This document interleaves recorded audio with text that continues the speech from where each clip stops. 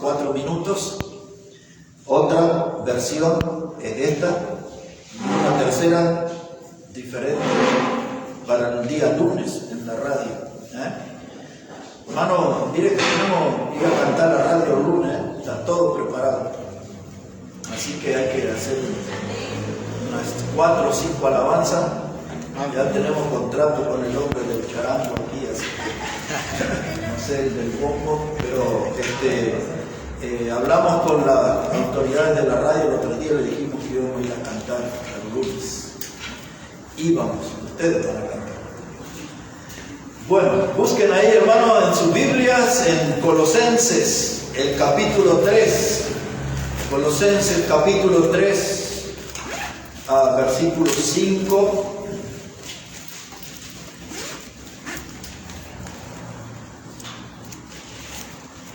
Colosenses 3 y versículo 5. Dice la palabra de Dios: haced morir pues lo terrenal en vosotros, fornicación, impureza, pasiones desordenadas, malos deseos y avaricia, que es idolatría, cosas por las cuales la ira de Dios viene sobre los hijos de desobediencia. Y nuestro tema hoy, hermano, es encadenados a hábitos insanos. En primer lugar, ¿qué es un hábito? Es una conducta repetida. Un hábito es algo que se aprende y lo empezamos a hacer con continuidad. Cuando hablamos de algo insano, es algo que atenta contra nuestra salud. El diccionario, cuando habla de algo insano, se refiere a una persona que es demente, alguien que está loco o alguien que está enfurecido. Así que eso tiene que ver con un hábito insano. Muchas veces nosotros, pensando en el área alimenticia, nos hemos habituado en este tiempo a comer lo que llamamos comida chatarra. Y sabemos que eso es malo para nosotros, pero es como es moda. Entonces la gente come sus hamburguesas y come sus salchichas, hot dogs y todo ese tipo de cosas que muchos de esos llevan mucho químicos y cosas que son dañinas para la salud, pero eso se ha vuelto un hábito, y es un hábito insano. Es mejor comerse un buen churrasco de carne y no todas esas cosas que tienen todos esos preparados. Y entonces, como es moda o como es algo que ya se impuso en nuestra sociedad, nosotros repetimos esa experiencia. Un hábito insano, hermano, es algo que hace que maltratemos nuestro cuerpo y a veces ponemos la vida en riesgo. Es algo que atenta contra nuestra vida. Cuando pensamos en el mundo espiritual, la iglesia del Señor se ha llenado de hábitos insanos. Y yo en eso me voy a enfocar. El día lunes en la radio le daré otra dirección al tema. Pero uno de los hábitos insanos es la poca o nada de lectura de la Biblia. Y eso es dijimos que hábito es algo que se repite, es una conducta que se repite, y por todos lados donde vamos vemos que la gente no está muy apegada a la lectura de la Biblia. Y es un hábito insano. Mire un poquito aquí en Primera de Timoteo, capítulo 4, versículo 13. Primera de Timoteo, capítulo 4, versículo 13. Pablo lo estaba preparando a Timoteo para el ministerio. Y ahora le va a decir algo que iba a ser fundamental para su vida como predicador y como maestro en la Escritura. Y le dice Pablo aquí, capítulo 4, verso 13, dice: entre tanto que voy, ocúpate en la lectura, la exhortación y la enseñanza. Eso tenía que ser como la columna vertebral del ministerio de Timoteo. Si yo no leo, si yo no me alimento de la palabra de Dios, no tengo nada para brindarle a la gente. Una de las cosas que sucede desde hace un tiempo en los púlpitos, que los predicadores hablan 15, 20 minutos y se terminó el mensaje. Cuando empezaron a levantar vuelo ya aterrizaron, y la razón es que no tienen mucho para decir porque no leen la Biblia. Entonces no tienen mucho para decirle a su gente. Y hasta hay de cultos que nos enteramos que todo se basa en alabanza y en oración y testimonio, y no tienen predicación bíblica. Porque el pastor no está ocupado en la lectura, y si el pastor no hace eso, ¿qué podemos esperar del resto de la membresía? Entonces Pablo, para apuntalar el ministerio de Timoteo, le dice: ocúpate de la lectura. Lee la Biblia, escarba en lo profundo, no te quedes con la tapa que dice Santa Biblia, sino métete en las páginas y escarba y descubre las verdades y comparte esas verdades. Amén. Para que sean bendición. Amén. Eso es lo que sigue después. Él le dice: ocúpate en la exhortación. No puedes animar a tu pueblo, no puedes consolar a tu pueblo, no puedes edificar a tu pueblo, no puedes exhortarlo si no tienes lectura de la Biblia. Ustedes ya saben, le damos mucho uso, pero la idea, dice el profeta Amós, dice: mi pueblo fue, Oseas, dice, mi pueblo fue destruido porque le faltó conocimiento. Y eso es lo que está faltando hoy en los púlpitos, conocimiento de la Biblia. Entonces el pueblo no es edificado, no es exhortado. Y Pablo dice: ocúpate de la lectura, la exhortación y la enseñanza. Que la palabra de Dios sea explicada, que la palabra de Dios sea desarrollada. Eso es lo que hace siempre un predicador de sendas antiguas. El que no es de sendas antiguas da algo así muy superficial, no va a lo profundo. Por eso muchas veces usted va a ver que se explica un término en griego o en hebreo, no para demostrar que se conoce eso, sino para que se investiga, para sacarle el mayor provecho, mucho jugo a la palabra de Dios. Y ahora mire el verso 16. Le dice Pablo a Timoteo: ten cuidado de ti mismo y de la doctrina, persiste en ello, pues haciendo esto te salvarás a ti mismo y a los que te oyeren. Ahora le dice: ten cuidado de ti mismo y de la doctrina. Cuando le está diciendo ten cuidado de ti mismo, es cuida tu salud espiritual. ¿Cómo? Con la lectura, con la enseñanza, con la exhortación. Cuídate tú, tu salud, mantente íntegro. Y ahora le dice: cuídate de ti mismo y de la doctrina. La palabra doctrina, ustedes saben, significa enseñanza. Cuídate, no des una enseñanza contaminada, no des una enseñanza con error. Cuídate de ti mismo y cuida la doctrina. Alimenta bien al pueblo, no le des comida enlatada, no le des comida en chatarra. Dale un alimento bueno a tu gente. Y ahora dice él aquí en este verso 16, dice: persiste en ello, pues haciendo esto te salvarás a ti mismo y a los que te oyeren. ¿De qué cosa se iba a salvar a sí mismo? Del error, de la apostasía. Si usted lee la Biblia y aprende la Biblia, usted va a evitar caer en apostasía. Dice, te salvarás a ti mismo de caer en el error, y los que te oyeren también no caerán en el error porque tienen una enseñanza buena. Así que, hermano, este se ha vuelto un hábito insano en nuestro tiempo. La gente no lee la Biblia. Los argumentos son muchos. Que vivimos en el siglo XXI, que la sociedad está muy agitada, que nuestra vida es muy agitada, que esto, ya conocemos todo. Pero lo que sí es real, hermano, es que estamos viviendo días de cristianos dietéticos, de cristianos, hermanos, que apenas se alimentan a veces un sábado, un domingo, y algún mensajecito suelto ahí en la radio, y no pida más alimento que eso en la semana. Y en esto, hermano, no podemos ser dietéticos. Necesitamos fortalecernos en la palabra de Dios. Necesitamos, hermanos, conocer de la palabra de Dios. ¿Por cuánto tiempo más vamos a citar un libro de la Biblia desde el púlpito? Y ya se está explicando el texto y la gente está buscando. Todavía no encontró el libro.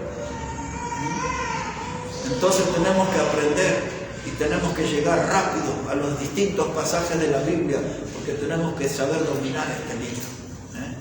Esa es la espada, hermano. Tenemos que aprender a manejar la espada. Y tenemos que nosotros ponernos ese desafío de aprender, de crecer.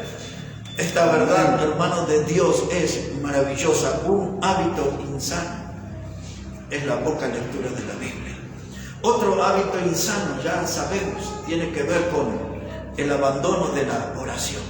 Se ha abandonado la lectura de la Biblia, se ha abandonado la oración. Volvemos ahí a Colosenses un poquito, pero ahora capítulo 4, versículo 2. Un poquito hacia su izquierda ahí, Colosenses capítulo 4 y el versículo 2. Dice la palabra: perseverar en la oración, velando en ella con acción de gracias, orando también al mismo tiempo por nosotros, para que el Señor nos abra la puerta para la palabra, a fin de dar a conocer el misterio de Cristo, por el cual también estoy preso. Aquí hay una palabra que nos desafía, dice perseverar en la oración. Porque somos, hermanos, a veces de tener una iniciativa de oración, pero ya se evapora rápido, abandonamos rápido. A veces, hermanos, la respuesta de Dios se demora, porque Dios se toma su tiempo. Y como bien dice la Escritura, los caminos del Señor no son nuestros caminos. Hay cosas que nosotros queremos ya, pero Dios dice: es conveniente esperar. Y entonces, como no llega en el tiempo que nosotros queremos, ya abandonamos la oración. La Biblia dice perseverar.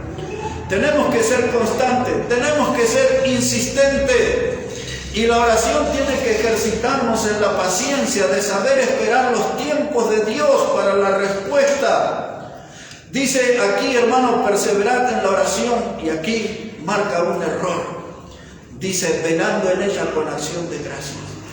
Usted note que cuando nosotros oramos, siempre pedimos a Dios, pedimos, pero no agradecemos casi. Muy rara vez se escucha expresiones de agradecimiento, de agradecer a Dios por la familia, agradecer por la congregación, agradecer por el trabajo, agradecer por la salud. Hay tantas cosas que deberíamos agradecer a Dios, sin embargo, ese ingrediente falta en nuestras oraciones, o aparece muy pocas veces. Y la Biblia dice: hay que velar en la oración con acción de gracias. Hay que saber agradecer a Dios por todas aquellas cosas que nos da. Pero Pablo dice ahora también que hay que orar por la predicación de la palabra. Amén. Dice ahí en el versículo 3: dice, orando también al mismo tiempo por nosotros, para que el Señor nos abra puertas para la palabra. Amén. Esta mañana estaba teniendo un contacto ahí con un pastor en Chicago, Estados Unidos, y le pedí al pastor que esté orando por citas divinas, para que ponga en nuestro camino este fin de semana personas que le podamos hablar de la palabra. Y nosotros deberemos predicar la palabra, pero alguien tiene que orar por los que predican.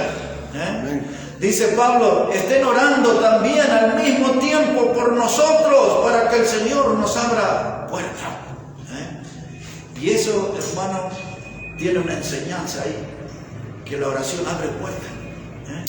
La oración prepara caminos para que la gente llegue a conocer a Cristo como el Salvador. Abre puertas, las puertas de corazones duros. Y nosotros no podemos dar muchos testimonios porque no oramos mucho para que la gente se salve.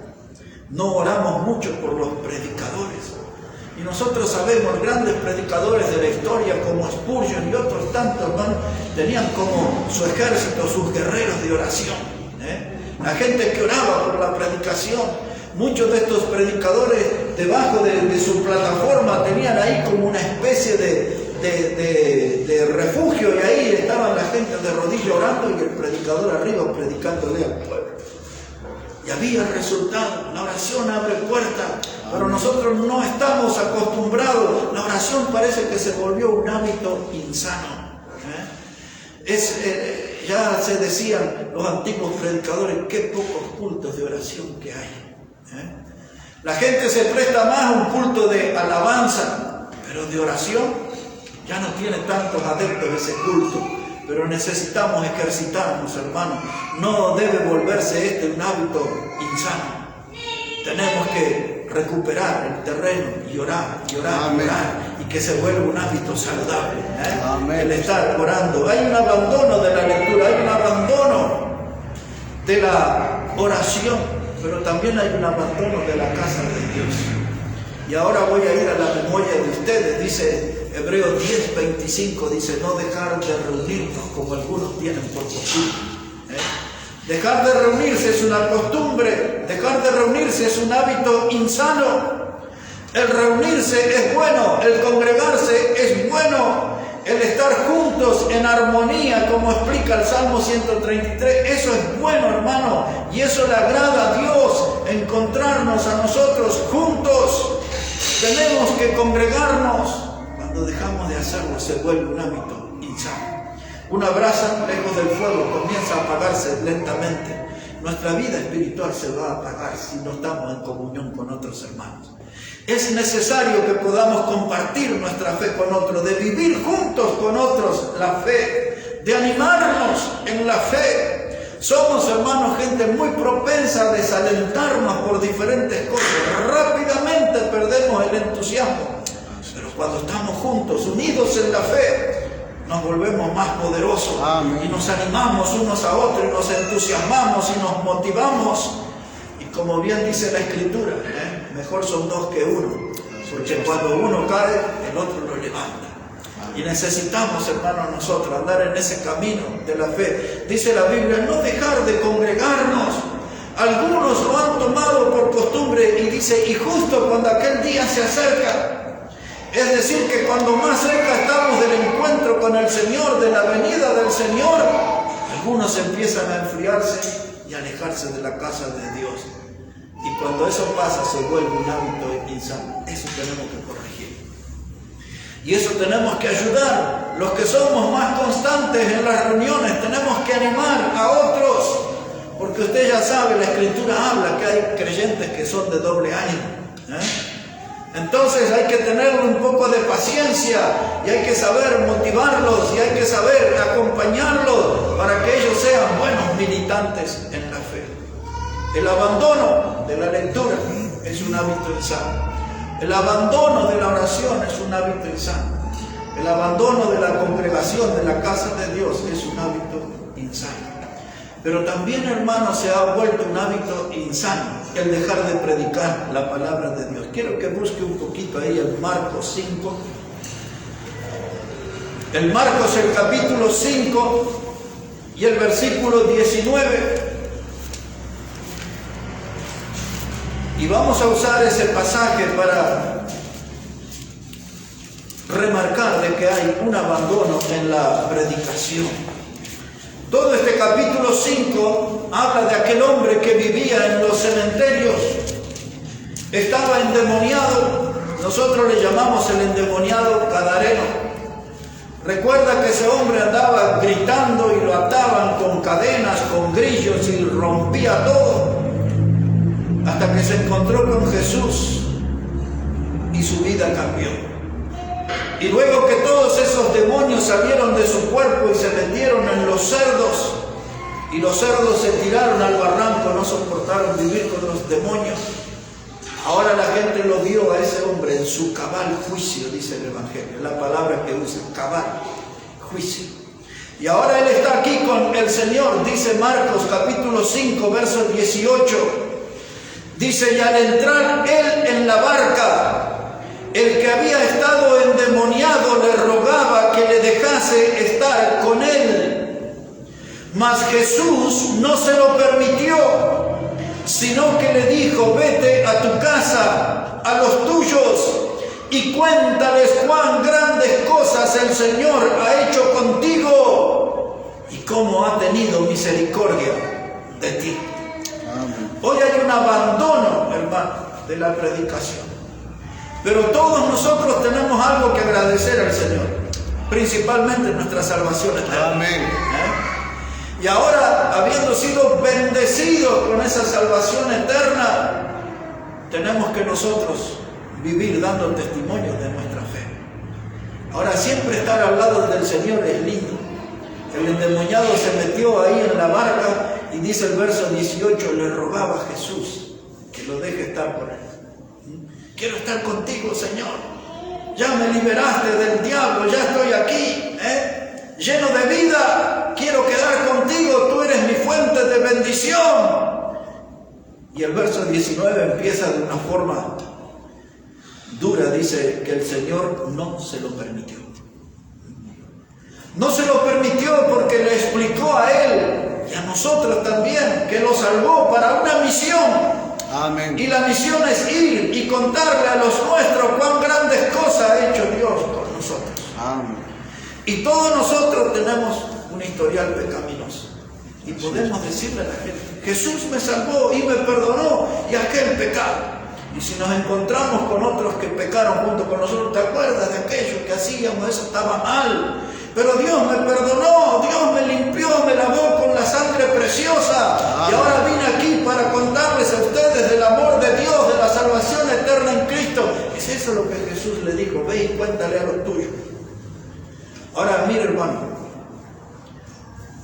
los predicadores quieren ir lejos. Dice, quiero ir a predicar a África, quiero ir a predicar a Asia. Pero Dios dice, ve y predícale a los tuyos. Porque ellos saben cómo pecábamos, ellos saben cómo andábamos en tiniebla, ellos saben cómo vivíamos de espaldas a Dios. Y el ir y enfrentar a los míos y decirle, Cristo me salvó, el Señor me perdonó. Y ellos van a decir, pero yo conozco, pero tú eras esto y esto y esto, ya conocemos toda tu vida. Pero aquí está, hermano, el primer paso, ve y cuéntale a los tuyos. Ve y cuéntale a los tuyos, que ellos sepan que Dios es bueno, que ellos sepan que hay una salvación que es eterna. No nos conformemos de decir, voy a orar por mi familia. No, demos testimonio de nuestra fe. Amén. A mí me costó mucho, porque mi familia, todos mis parentescos, todos vienen del ateísmo, de las raíces del comunismo y del socialismo y de todo ese tipo de cosas donde no hay lugar para Dios. Pero con el tiempo empecé a predicar y me gané el respeto de todos y el reconocimiento de todos. Y hasta ahora que ya estamos grandecitos, todavía me preguntan sobre la fe. Uno de los parientes míos más conocidos, famoso por su tarea profesional, un día le llamé y le dije, estoy aquí en Uruguay y ahora predico a las 7. Y le digo, quiero que vengas. Hace ya un tiempo que no nos veíamos. Y él me dijo así, me dice, yo iría, dice, pero no da, digo. Anoche estuve en una reunión del Partido Comunista, dice, no puedo ir a la iglesia. Y yo le dije, sí puedes venir, porque aquí hay mucho lugar para los pecadores, así que... Y dice, voy a hablar con mi esposa. Y al final vino él y la esposa, y esa noche la esposa de él fue salva. Y cuando terminó la reunión, no me olvido más el mensaje que prediqué ese día. Aquellos que hablaban de las manos de Mefistófeles, fue mi mensaje. Y cuando terminé de hablar, él vino y me dijo, yo no sabía que era tan lindo la palabra de Dios. Y después otro día vino a verme y estuvimos como 5 horas hablando. Y estuve ahí explicándole, derribando que todo ese concepto que él tenía equivocado de Dios era porque él tenía conocimiento sobre una religión, no sobre la Biblia. Y él pensaba que tal religión, ese era el cristianismo.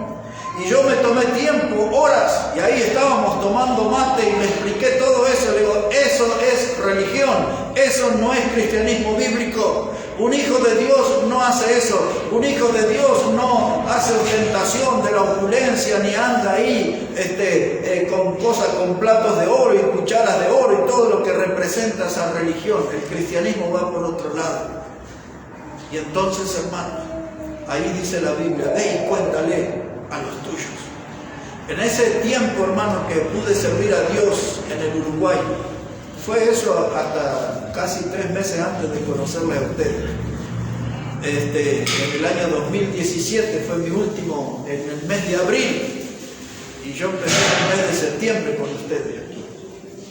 Y allí, hermano, hasta ese tiempo, 13 personas de mi familia llegaron a conocer a Jesús como el Salvador. Toda la gente como la ciudad eran todos conocidos por la política y todo eso, cuando llegaban ahí, algunos que eran diputados y llegaban ahí a escuchar mis prédicos, la gente dice: hay que sostener las columnas porque si esto entra en la iglesia se va a derrumbar el edificio. Pero había un trabajo, hermano, como dice el Señor: ve y cuéntales a los tuyos, ve y cuéntales a los tuyos cuán grandes cosas ha hecho el Señor contigo. Pero hoy hay un abandono de la predicación. La gente abandonó la lectura de la Biblia, la gente abandonó la oración, la gente abandonó la casa de Dios, ya no se congrega con frecuencia, la gente abandonó la predicación y la gente abandonó también, hermano, la visión misionera. Quiero usar un texto bien conocido para nosotros en Hechos capítulo 16. Si puede ir ahí un momento, Hechos el capítulo 16, versículo 8. Y les voy a leer ese pasaje y uno más y ya vamos a terminar. En Hechos capítulo 16, versículo 8. Dice así, hermanos, la palabra de Dios, Hechos 16, 8. Y pasando junto a Misia, descendieron a Troas y se le mostró a Pablo una visión de noche. Un varón macedonio estaba en pie, rogándole y diciendo: pasa a Macedonia y ayúdanos. Cuando vio la visión, enseguida procuramos partir para Macedonia, dando por cierto que Dios nos llamaba para que les anunciásemos el Evangelio. Hermano, tenemos que presentar dura batalla contra lo que se ha abandonado. La iglesia del Señor ha abandonado el campo misionero.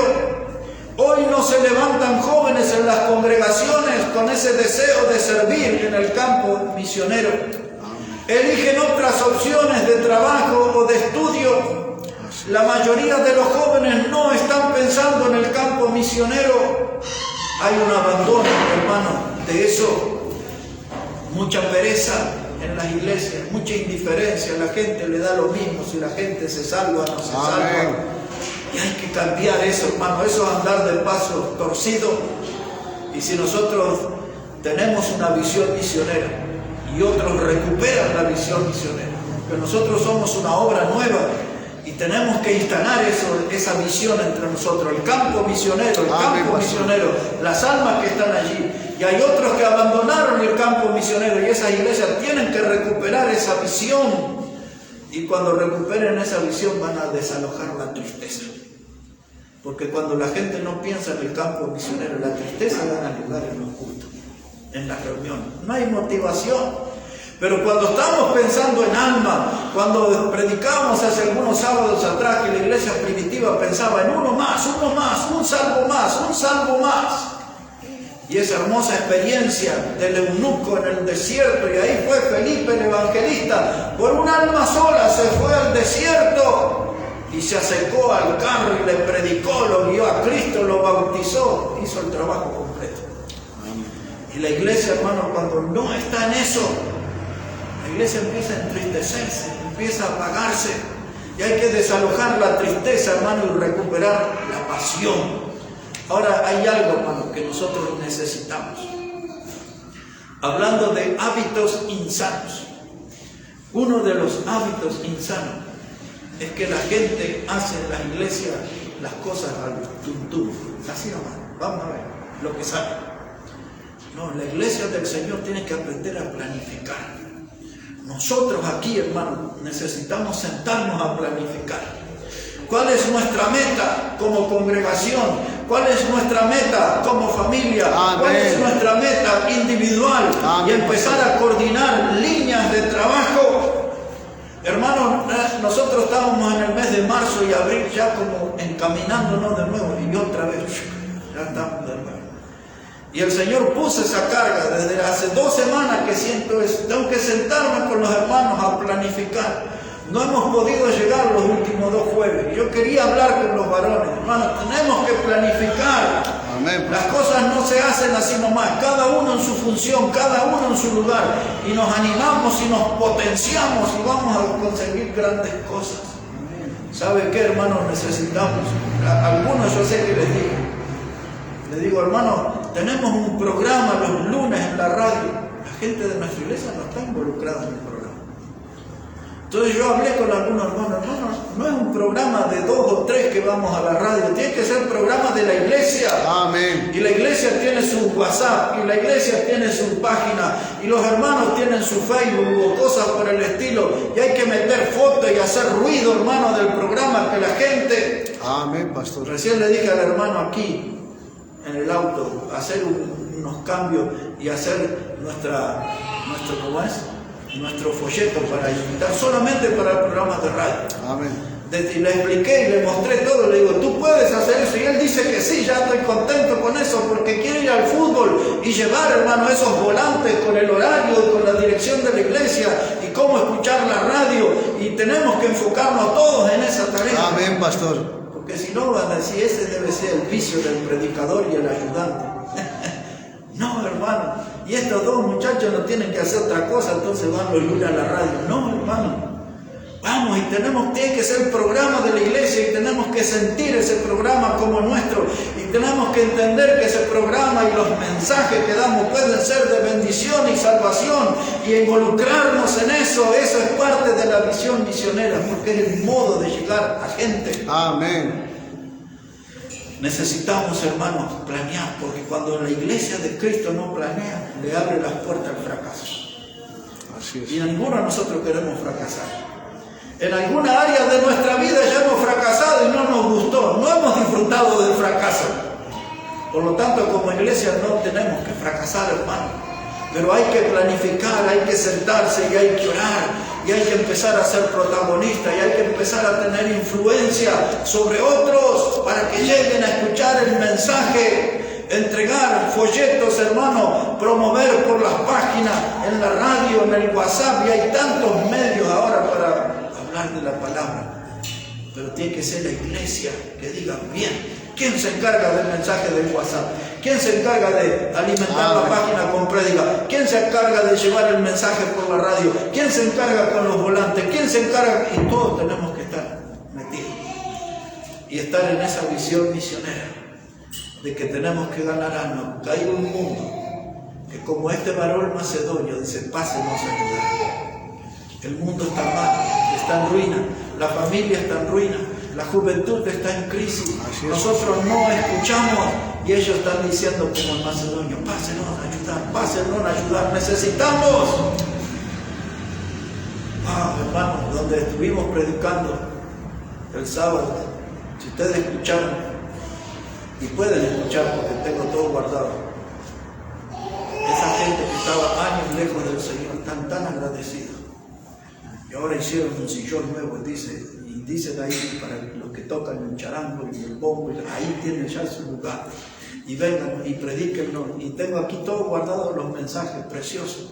Amén, porque la gente estaba lejos del Señor y ahora quieren entrar al camino. Tenemos un amén, tremendo ahí, tremendo, hermano. Y así como ellos, hay otros en situaciones más críticas todavía. Dicen, pásenlo a ayudar. ¿Cuándo vendrán los de Maranata aquí? ¿Cuándo alguien me traerá una porción de la palabra? ¿Cuándo alguien traerá un alimento para mi alma? Un poco de pan de vida para mí. Amén. Hermanos, tenemos que enfocarnos en esto. Lo último que les quiero decir es esto, hermano. ¿Ustedes se acuerdan cuando Pablo escribió a los Corintios? Primera carta, capítulo 9, verso 24.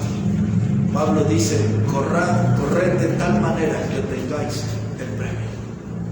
Yo volví a pensar ayer en ese versículo. Dice Pablo, corred de tal manera que obtengáis el premio. Y pensaba en el podio, donde van a estar los vencedores, los que por su fe se han destacado y estarán allí en el podio de los triunfadores. Y pensaba en un atleta olímpico. A veces entrenan 4 años, algunos 8 años, hermano, y participan en una competencia. Y si logran, hermano, salir primero, segundo, tercero, van a subir al podio. Y yo pensaba ayer, hermano, esa gente entrena día y noche, 4 años, 8 años, para estar 2 nomás en el podio, con una medalla o con un trofeo, que es lo que la recompensa por todo el sacrificio que ha hecho. Y hermano, nosotros deberíamos entrenarnos y trabajar y sudar mucho, aunque estemos un ratito nomás frente al Señor, aquel día en el podio, el día de la recompensa, el día del tribunal. Amén, pastor. Este es tiempo para esfuerzo. ¿Cómo lo vamos a hacer?